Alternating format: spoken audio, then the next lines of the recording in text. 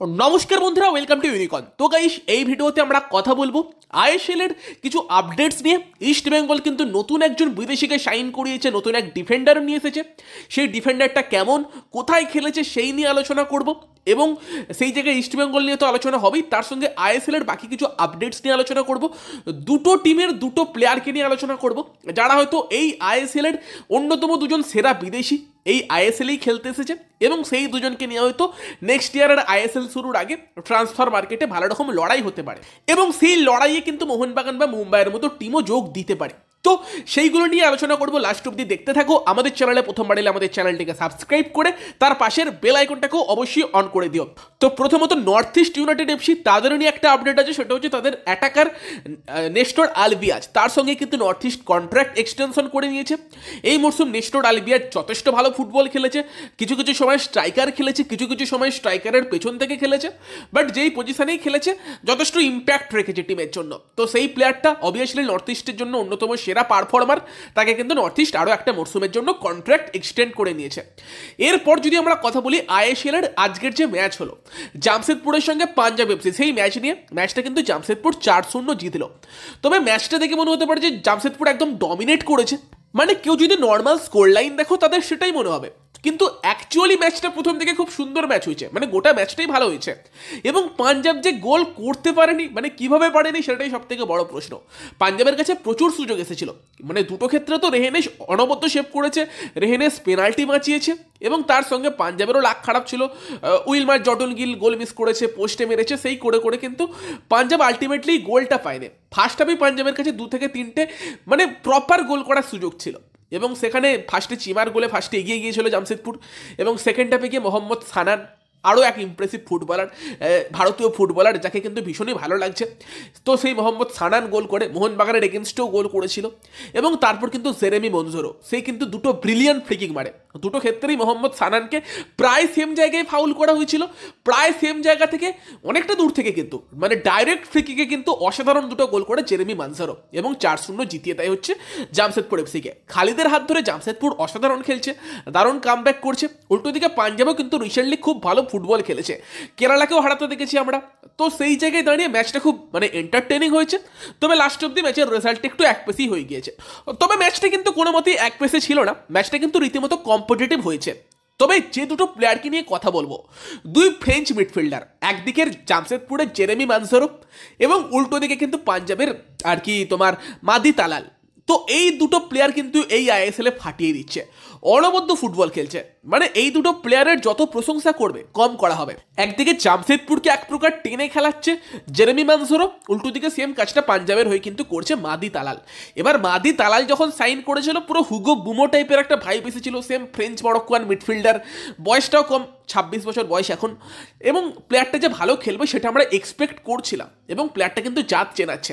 তবে জেরেমি মনজোরোকে দেখে হ্যাঁ ভালো প্লেয়ার তো মনে হয়েছিল, তবে জেরেমি মনজোরো যে লেভেলের পারফরমেন্স দিচ্ছে পার্সোনালি আমি অতটাও এক্সপেক্ট করিনি, বাট দুটো প্লেয়ারই অসাধারণ খেলছে। অ্যাকচুয়ালি জেরেমি মনজোরো আজকে যে দুটো ফ্রিকিক মেরেছে অনবদ্য, তবে সত্যি কথা বলতে কি আমি ওই দুটো ফ্রিকিক মারার আগেই মোটামুটি 70-75 মিনিট খেলা দেখার পরই কিন্তু ঠিক করেছিলাম যে জেরেমি মনজোরোকে নিয়ে কথা বলতে হবে, কারণ গোটা মরশুম জুড়েই অনবদ্য খেলছে। তো সেই জায়গায় দাঁড়িয়ে তো জেরেমি মনজোরোর কথা বললে সে কিন্তু মেনলি সেন্ট্রাল মিডফিল্ড রোল থেকে খেলে, একটু পেছন থেকে খেলে, তবে আহমেদ জাহুর মতো সে কিন্তু পুরো ম্যাচটাকে জামশেদপুরের জন্য কন্ট্রোল করে, দরকারি গিয়ে ডিফেন্সিভ ওয়ার্কও করে সেই জায়গায় দাঁড়িয়ে, এবং তার সঙ্গে সঙ্গে পুরো মানে খেলাটাকে চালায় কিন্তু জেরেমি মনজোরো। আজকের যদি 4টে গোল দেখো, 4টে গোলের ক্ষেত্রেই কিন্তু জেরেমি মনজোরোর কোনো না কোনোভাবে অবদান আছে। প্রথম গোলটার ক্ষেত্রে তার পা থেকেই মুভ শুরু হয়েছিল, দ্বিতীয় গোলটার ক্ষেত্রেও তার শট গোলকিপার বাঁচালে সেখান থেকে সানান গোল করে, এবং লাস্টের দুটো তো অসাধারণ ফ্রি কিক ছিল। বাকি গোটা মরশুম জুড়েই কিন্তু জেরেমি মনজোরো এরকম খেলছে।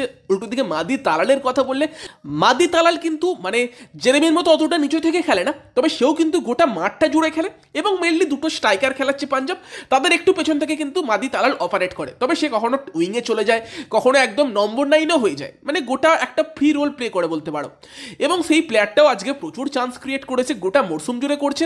আজকে সেটা পাঞ্জাবের স্ট্রাইকাররা কাজে লাগাতে পারেনি, তাদের ব্যর্থতা, বাট মাদি তালালও কিন্তু অসাধারণ ফুটবল এই গোটা মরশুম জুড়ে খেলে চলেছে, ব্রিলিয়ান্ট। মানে পুরো হুগো বুমোকে আমরা প্রথম দিকে যেরকম খেলতে দেখতাম সেই টাইপের ফুটবল কিন্তু খেলছে। এই আইএসএল এর অন্যতম দুই সেরা মিডফিল্ডার নিঃসন্দেহে জেরেমি মানজোরো আর মাতি তালাল, কিন্তু ব্যাপারটা হচ্ছে এই দুটো টিম মানে জামশেদপুর আর পাঞ্জাব তারা কি তাদের এই দুটো প্লেয়ারকে ধরে রাখতে পারবে? কারণ দুটো প্লেয়ারই কিন্তু 1 বছর করে কন্ট্রাক্ট সাইন করেছে, 2024-এ তাদের কন্ট্রাক্ট শেষ হচ্ছে এবং সেখানে কিন্তু ডেফিনেটলি যে সমস্ত আইএসএল টিমেরা একটু বেশি ইনভেস্ট করে তারা কিন্তু এই প্লেয়ারগুলোর জন্য ঝাঁপাবে, তাদের জন্য বিট করবে নিঃসন্দেহে বলা যায়। মাদি তালালকে তো ডেফিনেটলি পাঞ্জাবের আটকে রাখাটা একটু কঠিন হতে পারে, কারণ I think Mumbai city FC অবশ্যই মাদি তালালকে নেবার ট্রাই করবে। মুম্বাইয়ের যেরকম স্ট্র্যাটেজি থাকে বাকি মোহনবাগানের মতো টিমও তার জন্য যেতে পারে। সেম জেরেমি মানজোরো, যে টিমের একটা প্রপার মিডফিল্ডার দরকার যে পুরো ম্যাচটাকে কন্ট্রোল করতে পারে, আহমেদ জাহু টাইপ, সেই টাইপের টিম কিন্তু জেরেমি মানজোরোর জন্য মানে অবভিয়াসলি যাবে।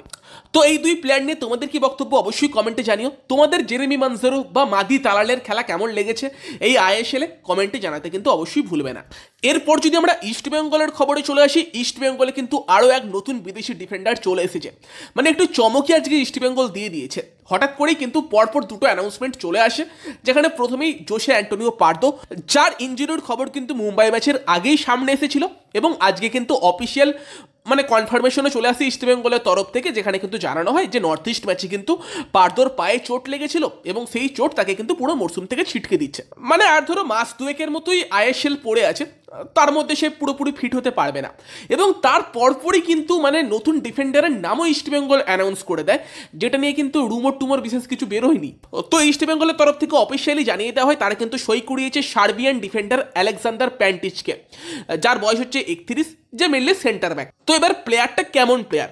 তো প্লেয়ারটার ব্যাপারে কথা বলে, প্লেয়ারটার বয়স কিন্তু খুব বেশি না, 31 বছর বয়স, এবং এই প্লেয়ারটা কিন্তু সার্বিয়ার জাতীয় দলেও ডাক পেয়েছিল, বাট সার্বিয়ার জাতীয় দলের হয়ে স্কোয়াডে থাকলেও কোনো ম্যাচ খেলেনি, তবে বয়স ভিত্তিক দল আন্ডার-19, আন্ডার-21 দলে খেলেছে। বাকি কিন্তু এই প্লেয়ারটার 4টে মরশুম লালিগাতে খেলার এক্সপিরিয়েন্স আছে, যেখানে কিন্তু 2013-14-তে সে ভিয়ারিয়ালের হয়ে কিন্তু লালিগাতে তার ডেবিউ হয় এবং ভিয়ারিয়ালের সঙ্গে সে কন্ট্রাক্ট সাইন করলো। তারপর থেকে কিন্তু ভিয়ারিয়াল তারা কিন্তু মানে অন্য স্প্যানিশ ক্লাবে লোনে পাঠায়, তবে সে লালিগাতেই ছিল। 14-15-তে সে লোনে কার্ডোবা সিএফের হয়ে খেলে লালিগাতে, 15-16 মরশুমে এইচডি আইবারের হয়ে লোনে লালিগাতে খেলে এবং 16-17 মরশুমে কিন্তু আলাভেসের হয়ে কিন্তু লোনে লালিগাতে সে খেলে এবং দেন তার ভিয়ারিয়ালের সঙ্গে কন্ট্রাক্ট শেষ হয় এবং তারপর সে কিন্তু ডাইনামো কিভ, ইউক্রেনের টপ ডিভিশন ক্লাব, আরও একটা বড় ক্লাব, সেই ক্লাবে যোগ দেয়। লালিগাতে সে চুটিয়ে খেলেছে, 60+ ম্যাচ খেলার অভিজ্ঞতা তার লালিগাতে আছে, যেখানে কিন্তু Karim Benzema, Ronaldo, Messi, Rakitic, Gareth Bale এদের এগেনস্টে কিন্তু তিনি খেলেছেন। এবং তবে সে ডাইনামো কিয়েভে যোগ দেওয়ার পর সেই মরশুমে কিন্তু খুব বেশি ম্যাচ খেলেনি। তবে তারপর কি হয়েছিল জানি না, সে কিন্তু 18-19 মরশুমে কার্ডিজ সিএফ দলে কিন্তু যোগ দেয়, যেটা লালিগা সেকেন্ড ডিভিশনের দল ছিল। তবে সেই মরশুম তার কোনো কিন্তু ম্যাচের রেকর্ড পেলাম না এবং 19-20 মরশুমটা তার কেরিয়ার থেকে নেই। তো ওখানে দুটো মরশুম মানে 18-19, 19-20 এই দুটো মরশুমে কিন্তু তার কোনো রকম খেলার কিন্তু রেকর্ড পেলাম না।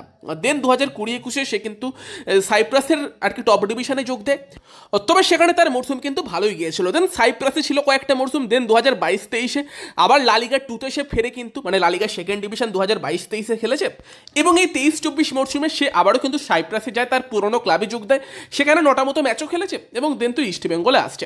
তো এই হচ্ছে প্লেয়ারটার পুরো কেরিয়ার বলতে পারো, যেখানে 13-14 মরশুম থেকে 16-17 মরশুম অবধি ফাটিয়ে খেলেছে। দেন হঠাৎ করে দুটো মরশুম তার কি হয়েছিল জানা নেই, তবে দেন 2020-21 মরশুমে সে কিন্তু মোটামুটি একটা ভালো কামব্যাক করে এবং প্লেয়ারটার অবভিয়াসলি কোয়ালিটি আছে। যেই প্লেয়ারটা ওই লেভেলে ফুটবল খেলেছে তার মধ্যে কোয়ালিটি থাকবেই, তো সেখানে নিঃসন্দেহে বড় প্লেয়ার, ভালো প্লেয়ার, সেই বিষয়ে সন্দেহ নেই। তবে রিসেন্ট টাইমে কীরকম ফর্মে আছে সেটা একটা দেখার বিষয়। তবে যেখানে সাইপ্রাসের টপ ডিভিশন খেলেছে সেখানেও কিন্তু কোয়ালিটিটা বেশ হাই থাকে এবং সেই সাথে সাথে ইন্ডিয়াতে এসে মানিয়ে নিয়ে কীভাবে খেলে, এই 2 মাসের মতো সময় আছে যেখানে, সেটা একটা দেখার বিষয় হবে। বাট অবভিয়াসলি দেখে মনে হচ্ছে একটা ভালো শাইনিং। বাকিটা এবার আমাদের দেশে এসে কীভাবে মানিয়ে নিয়ে এসে ফুটবলটা খেলে সেটাই এবার দেখার বিষয়। বাকি কীভাবে তাকে ইউজ করে কোচ কার্লেস কোয়াদ্রাত সেটাও একটা দেখার বিষয় আছে, কারণ পার্দোকে আমরা অনেকগুলো পজিশনে খেলতে দেখতাম, বাট এই প্লেয়ারটা মেনলি সেন্টার ব্যাক। তো কোচ কার্লেসের তাকে নিয়ে কি স্ট্র্যাটেজি হয় সেটাও একটা দেখার বিষয় থাকবে। বাট অবভিয়াসলি এই প্লেয়ারটা ক্লিক করে গেলে কিন্তু আরও একটা ভালো ডিফেন্ডারকে আমরা আইএসএলে দেখতে পাবো, ভালো সাইনিং মনে হচ্ছে। তো সেখানে ইস্ট বেঙ্গল ফ্যানেরা এই শোটা নিয়ে তোমাদের কি বক্তব্য কমেন্টে জানিও, প্লেয়ারটাকে নিয়ে তোমাদের কি মতামত। ভিডিওটা ভালো লাগলে ভিডিওটাকে লাইক করে দিও, শেয়ার করে দিও, আমাদের চ্যানেলে প্রথমবার এলে আমাদের চ্যানেলটিকে সাবস্ক্রাইব করে নিও। তো চলো গাইস, এই ভিডিওতে এই পর্যন্তই, বাই বাই।